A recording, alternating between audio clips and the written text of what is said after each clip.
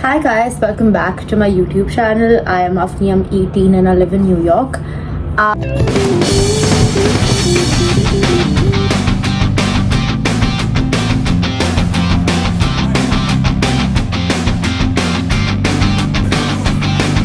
I have been putting up a bunch of vlogs on my YouTube, and I thought that after showing a little bit of what I do, it gave a little context.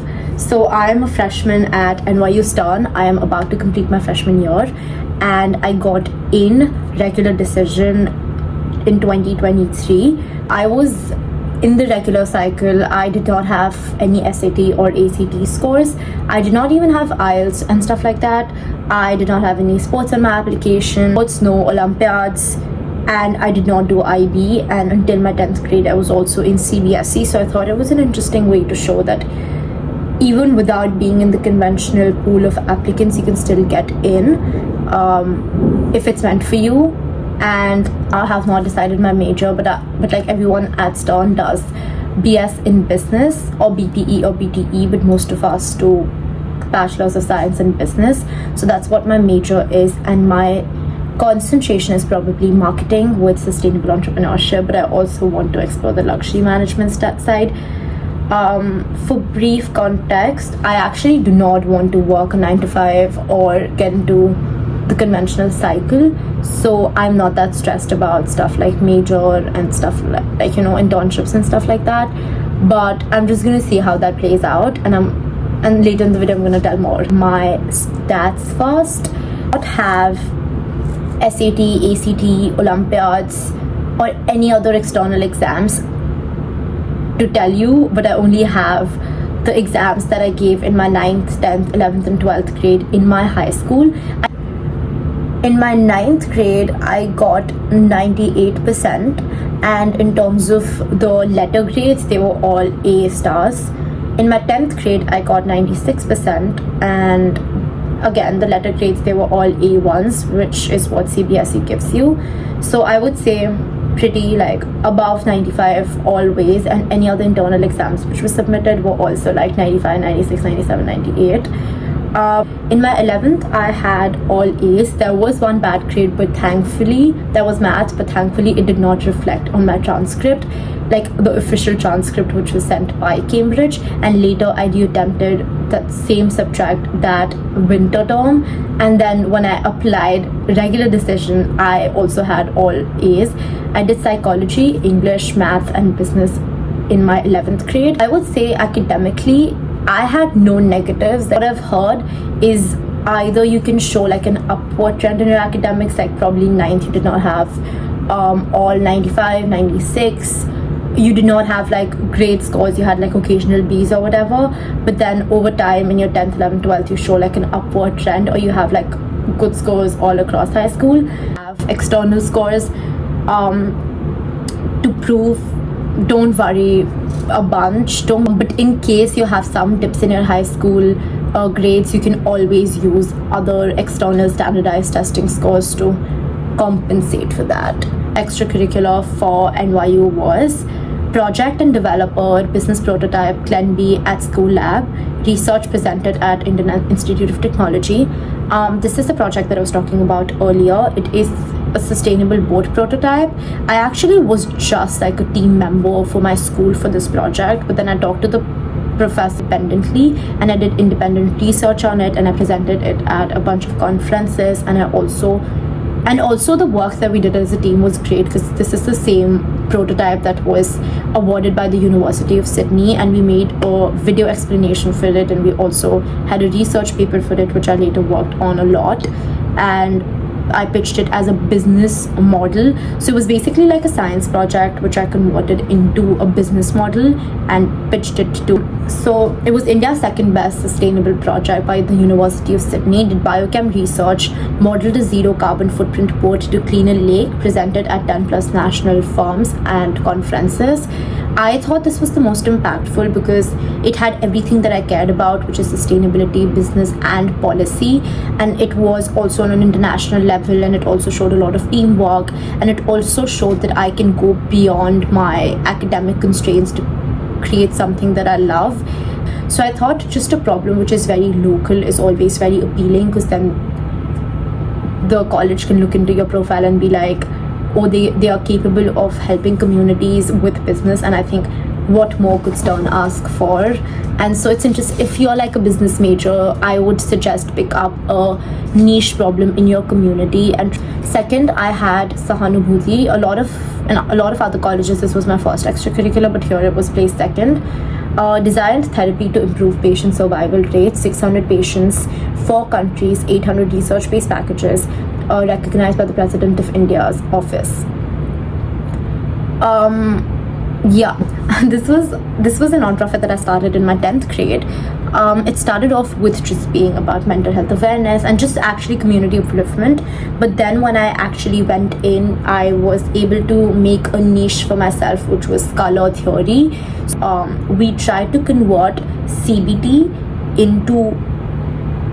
into color theory, where they could represent their ideas with colors, and then there was a whole process that was very similar to REBT and CBT, which could be followed up. And then we made research-based personalized packages for them, and we worked with a lot of startups, a lot of non-profits, psychologists, therapists to develop this one program, and then the packages. And then we also distributed a lot of our earnings to other causes that I worked with in collaboration with all of these startups. We collaborated with a lot of non-profits like Mother Teresa Home, and then also 50 plus startups all across the world. We are prevalent in like 5 countries, and we work with a lot of libraries, a lot of old age homes. The third extracurricular I had was very similar to the first one. It was Wave City, bringing energy ashore. It was a business prototype again. This is what I worked with in my school. It was a national award-winning research, revolutionary renewable energy plant capable of powering megacities, producing 680 megawatt per hour. And then I went on to upload the video for this, and then also the research paper for this. I was the founder and the designer for Twizzle, launched a sustainable business, registered private limited company supported by Startup India, marketed new organic and vegan food, worked in 5 city fairs. Extracurricular is journalism and publication, author, Free Press Journal, Amazon, and then my school, and then also Flipkart. India's national journalist for Free Press Journal, which is a national journal where I wrote most of my articles. I wrote menstrual equity, to mental health equity, to women empowerment, to food integration in India today. So a lot of topics. I just got this internship where I had to send out weekly articles, and they were nationally published. And then in my additional information section, I linked all of my articles as well, so they could read, and they had like good amount of views. Then I also wrote 2 books with collaboration with big authors on different topics, where for one of those books I was just the editor, and one of them I was I just compiled the entire book. I handled 2 blogs, one for my non-profit and one for some other non-profit. The sales of my books, the ads on my blogs, and also just the people who applied to work with me on this content creation program that I launched when I was in 11th grade. For social justice, I was the director at Girls for Algorithm Justice, which is the world's first and largest AI ethics coalition truly run by women of color. 4,000 students impacted, 11 chapters, and I particularly interviewed 10 plus multinationals in tech from Google, JP Morgan, Amazon, Apple, and a bunch of other companies, where it was basically about how there is less gender equity in AI. What I did was just interview these tech multinationals about what do they think about this specifically. And this was like 2 years ago, when AI was a very new concept as well. So yeah, theater and drama, which was I'm gonna start that again.